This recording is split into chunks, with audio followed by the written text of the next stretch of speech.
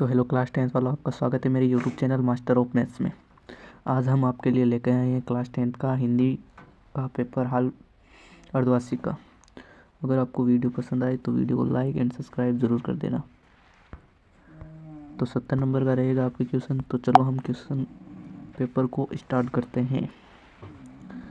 तो पहला क्वेश्चन है आपके खंड ए है, जिसमें आपके निम्नलिखित अपठित गद्यांश को पढ़कर पूछे गए प्रश्नों के उत्तर दीजिए। यानी अपठित गद्यांश है, इसको पढ़ के आपको उत्तर देना है। तो आप इसको पढ़ लेना, हम इसके चलो क्वेश्चन करते हैं। तो पहला क्वेश्चन है, इसमें गद्यांश का उपयुक्त शीर्षक क्या है।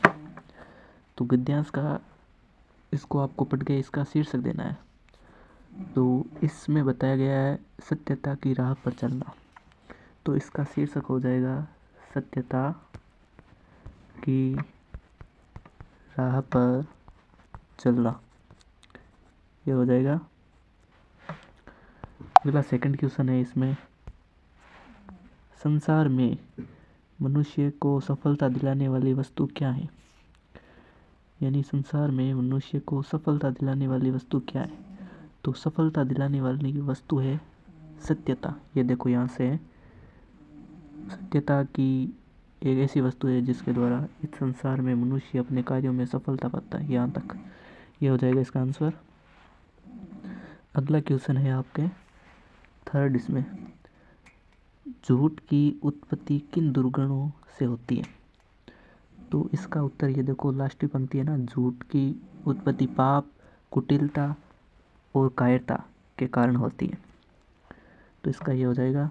अगला है चौथा क्वेश्चन, लोग झूठ बोलने के लिए किस बहाने का उपयोग करते हैं। यानी लोग है वो झूठ बोलने के लिए किस बहाने का उपयोग करते हैं। तो ये देखो नीचे वाली यही लाइन में कि बहुत से लोग नीति और आवश्यकता के बहाने झूठ की बातें करते हैं। यानी नीति और आवश्यकता के बहाने। तो इसके हो गए आपके पूरे क्वेश्चन। अगला है सेकंड क्वेश्चन, निम्नलिखित अपठित काव्यांश को पढ़कर निम्न प्रश्नों के उत्तर दीजिए। यानी आपको इस काव्यांश को पढ़कर उत्तर देना है। तो आप पढ़ लेना इसको, हम क्वेश्चन करते हैं, ऐसे हमारा टाइम ज़्यादा हो जाएगा। तो चलो इसका पहला क्वेश्चन है, इसमें कवि हार के सामने सिर क्यों नहीं झुकाना चाहता। कि कवि हार के सामने सिर क्यों नहीं झुकाना चाहता। यहाँ देखो पहली पंक्ति है, हार कर क्यों शीश अपना मैं झुका दूं, मैं सफलता की अटल विश्वास दूं। क्योंकि वह सिर इसलिए नहीं झुकाना चाहते क्योंकि उन्हें सफलता पर विश्वास है, वो हार नहीं मानना चाहते। ये आपको लिखना है। अगला सेकंड क्वेश्चन है, कवि मृत्यु से भयभीत क्यों है। कवि मृत्यु से भयभीत क्यों है। तो इसका आंसर देखो हमें यहाँ मिल जाएगा। तो इसका हो जाएगा आपके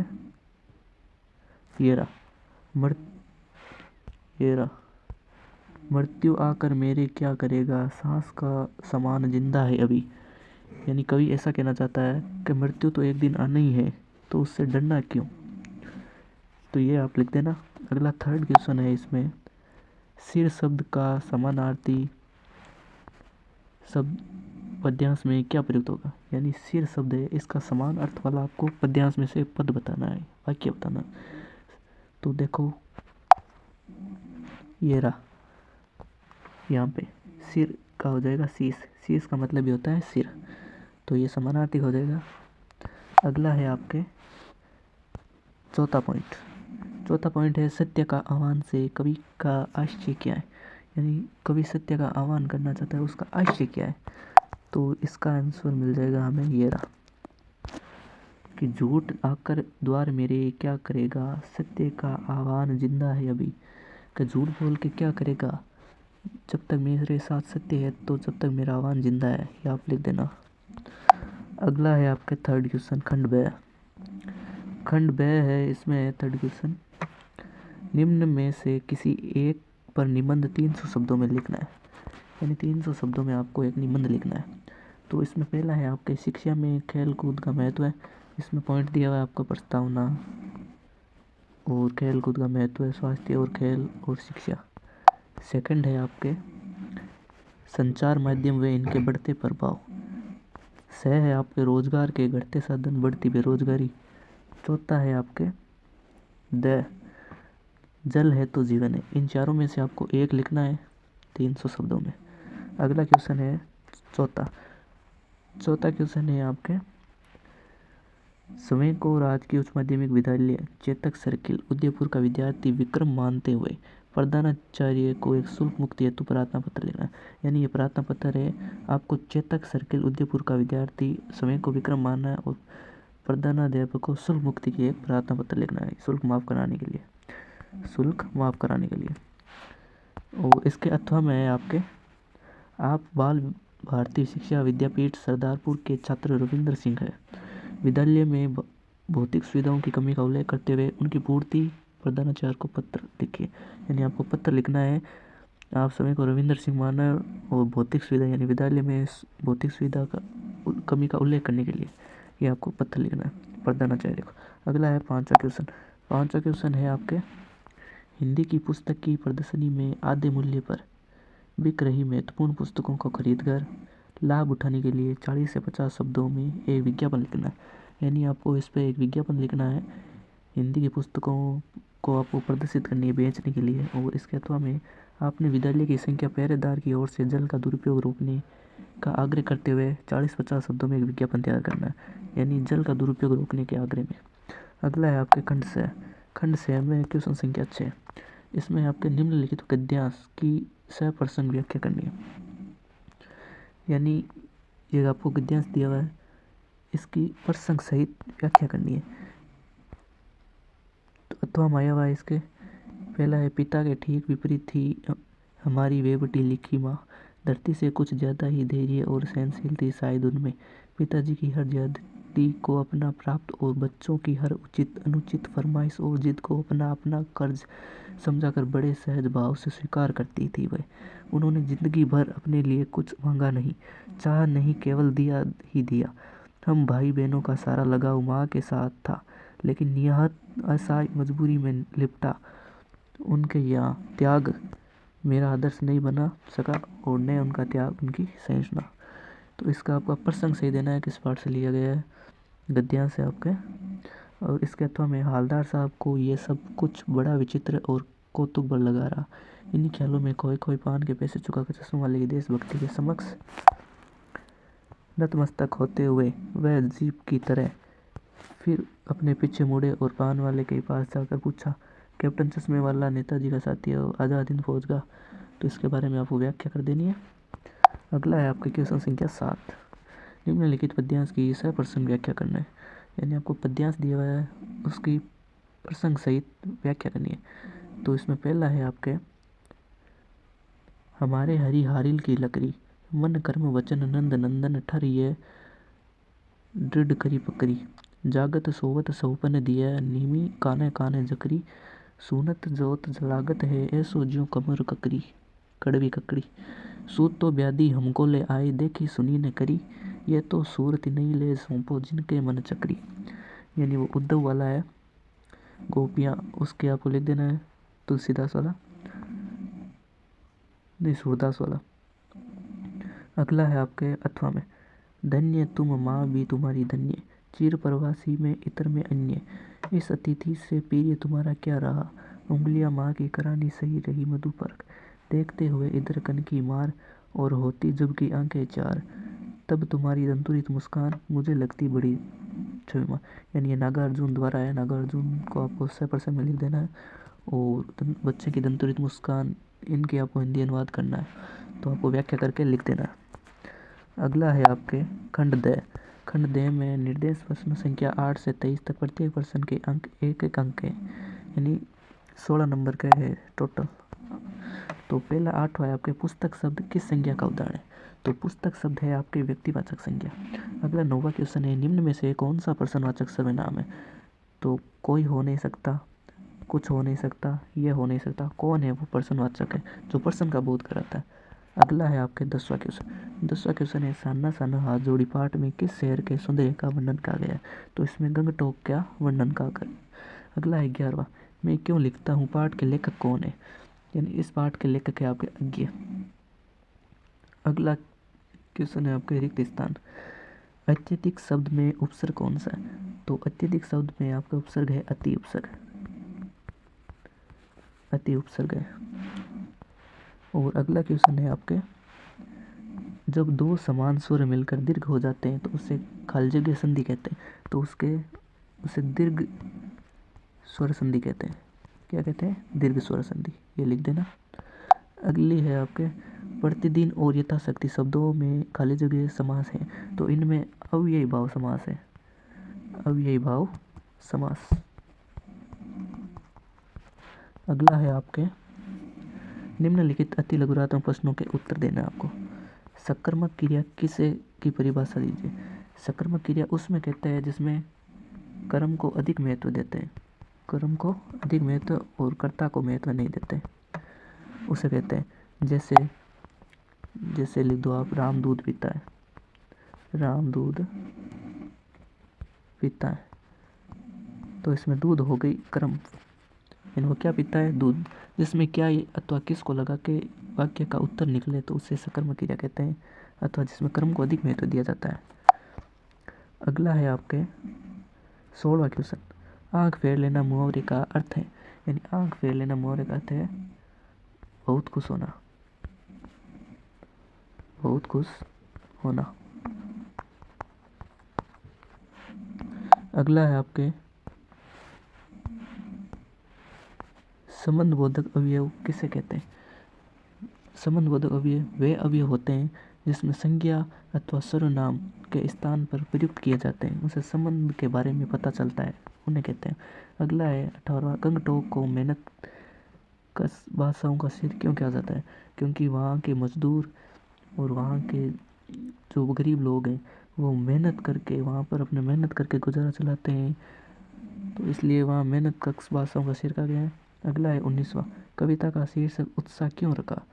कविता का शीर्षक उत्साह इसलिए रखा क्योंकि आसपास का वातावरण पूरा उत्साहपूर्ण था, बादलों का गरजना और वसंत ऋतु का आगमन, इसलिए कविता का नाम उत्साह रख दिया। अगला है 20वां, संगतकार के माध्यम से कवि किस प्रकार की व्यक्ति की ओर संकेत करना चाह रहा है? संगतकार के माध्यम से कवि उन व्यक्ति की ओर संकेत करना चाह रहा है जो खुद शिक्षित होते हुए भी खुद को महत्व नहीं देकर अपने गुरु को अधिक महत्व देते हैं। गुरु को अधिक महत्व, उसे कहते हैं। अगला है आपके 21वां क्वेश्चन, आप लखनवी अंदाज निबंध को और क्या नाम देना चाहेंगे? तो लखनवी अंदाज आप इसमें नाम जैसे बादशाह का राज, दिखावी जिंदगी, ये आप नाम दे सकते हो। अगला है 22वां क्वेश्चन, बिस्मिल्लाह खां को सेना की मंगल ध्वनि का नायक क्यों कहा गया है?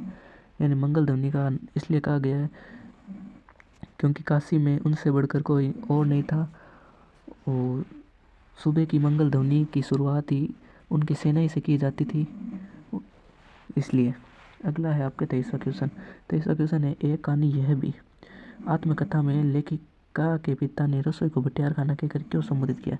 क्योंकि भटियार खाना में पूरे दिन खाना पकाना होता है, तो इसका व्यंग्य करते हुए लेखिका के पिता ने इसलिए कहा ताकि वो अपने बेटियों को रसोई के काम में ना रखकर उन्हें राजनीति अथवा राजनीति में भाग लेने के लिए प्रेरित करें, यानी वो उन्हें भटियार खाना की तरह नहीं रखना चाहते, इसलिए उन्होंने संबोधित किया। अगला है आपके 24वां क्वेश्चन, इसमें 40 शब्दों का उत्तर देना। माता का अंचल पाठ की आधुनिक समय में प्रासंगिकता को स्पष्ट कीजिए। यानी माता का अंचल पाठ है, उसमें आधुनिक समय में क्या प्रासंगिकता है वो आपको स्पष्ट करनी है। 2 नंबर का क्वेश्चन कर देना। अगला है 25वां, सेनानी ने होते हुए भी चश्मे वाले के लोग कैप्टन क्यों कहते थे?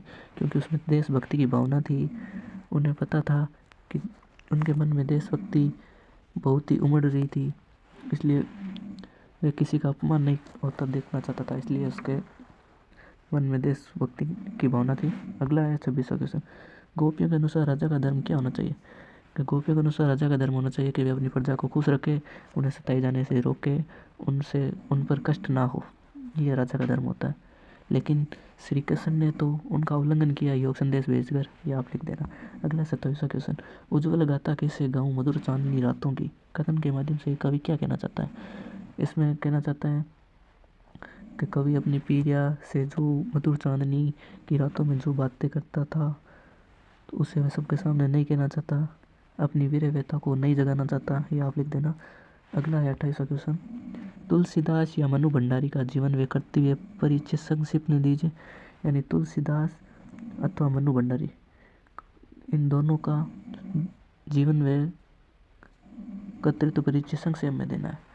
यानी इन दोनों के बारे में आपको थोड़ी थोड़ी बातें बतानी है। अगला है 29वां, संस्कृति पाठ के अनुसार लेखक ने संस्कृति और असंस्कृति किसे कहा है। यानी संस्कृति उसे कहा है जो किसी नई चीज़ की खोज करे और उसे आगे लोगों को प्रसारित करें, उसे तो संस्कृति व्यक्ति कहा जाता है। और असंस्कृति वह व्यक्ति होता है जो चीज़ों की खोज करता है लेकिन उससे लोगों को नुकसान ही होता है, वो कोई काम की नहीं है। जैसे मिसाइल, बम, परमाणु बनाना, इससे लोगों का ही नुकसान होता है, उसे असंस्कृति कहा है। अगला है आपके 30वां क्वेश्चन, सेनाई की दुनिया में डूमराव को क्यों याद किया जाता है। क्योंकि डूमराव में उनका जन्म हुआ था, किसका, बिस्मिल्लाह खां का। और वहाँ की सेनाई, वहाँ एक सोन नदी है जिसका नाम है सोन नदी, उसके किनारों पर नरकट घास पाई जाती है जो सेनाई की रीढ़ के बनाने के लिए काम आती है, इसलिए उसको कहा जाता है सेनाई की दुनिया में। अगला है आपका 31वां क्वेश्चन, 70 से 80 शब्दों में उत्तर देना। हिरोशिमा की घटना विज्ञान का भयानकतम दुरुपयोग है। आपकी दृष्टि में विज्ञान का दुरुपयोग कहाँ तक और किस तरह का है। तो ये 3 नंबर का क्वेश्चन रहेगा। इसके अथवा में प्रकृति के उस अनंत और विराट स्वरूप को देखकर लेखिका मधुकांतिया को कैसे अनुभूति हुई, तो आपको ये बता देना है। अगला 32वां क्वेश्चन, लक्ष्मण परशुराम संवाद एक अत्यंत रोचक व्यंग्यमयी काव्य रचना, इस कथन को उदाहरण से समझाना आपको। यानी लक्ष्मण परशुराम संवाद जो उनके बीच संवाद हुआ था उनको समझाना है। अगला है आपके इसके अथवा में, नागार्जुन ने बच्चे की मुस्कान के सौंदर्य में किन बिंबों के माध्यम से व्यक्त किया है। ये आपको लिख देना है, कमल के पत्तों से, अलग अलग माध्यम से किया है, बबूल के पेड़ों से, ये आप लिख देना। अगला है 33वां, राम वृक्ष वेनुपुरी के रेखा चित्र बाल गोविंद भक्त के आधार पर भगत का चरित्र चित्र लिखना है। यानी बाल गोविंद भक्त है उसका आपको चरित्र चित्र लिखना है, जीवन परिचय लिखना है। इसके अथवा में एक कहानी ये भी, आत्महत्या के आधार पर स्वाधीनता आंदोलन के परिदृश्य का चित्रण करते हुए मनु जी की भूमिका का चित्र, यानी मनु भंडारी है उसका जीवन परिचय, अथवा दोनों में से एक का आपको लिखना है। अगला है 34वां क्वेश्चन और अंतिम क्वेश्चन, गोपियों ने अपने वाक चातुर्य के आधार पर अपनी ज्ञानी उद्योग को प्राप्त किया। उनके वाक चातुर्य की विशेषता क्या थी, मतलब वो किसी को भी अपनी बातों से बचा सकती थी, उनसे कोई जीत नहीं सकता था, और उन्होंने उद्धव को अनेक प्रकार के उलाने दिए हैं, तो ये आप लिख देना। अगला अथवा में इसके बिस्मिल्लाह खां के व्यक्तित्व की कौन कौन सी विशेषताओं ने आपको प्रभावित किया, तो आपको लिख देना है कि जहाँ वो अपने धर्म मुस्लिम को अत्यधिक महत्व देते थे, वहीं वो हिंदू धर्म को भी बराबर सम्मान देते थे। वो गंगा को मैया मानते थे और 5 वक्त की नमाज भी पढ़ते थे। तो आपको ये, और वो शहनाई बजाते थे वहाँ मंदिर में, तो ये आपको इसकी बातें लिख देनी है। तो वीडियो कैसा लगा आपको, अगर पसंद आया तो वीडियो को लाइक एंड सब्सक्राइब ज़रूर कर देना और अपने दोस्तों को शेयर कर देना। आगे हम ऐसे वीडियो आपके लिए और लेके आएंगे, तो इनमें से ही आपके क्वेश्चन बनेंगे, बाहर कुछ नहीं जाएगा। तो थैंक यू सो मच, धन्यवाद।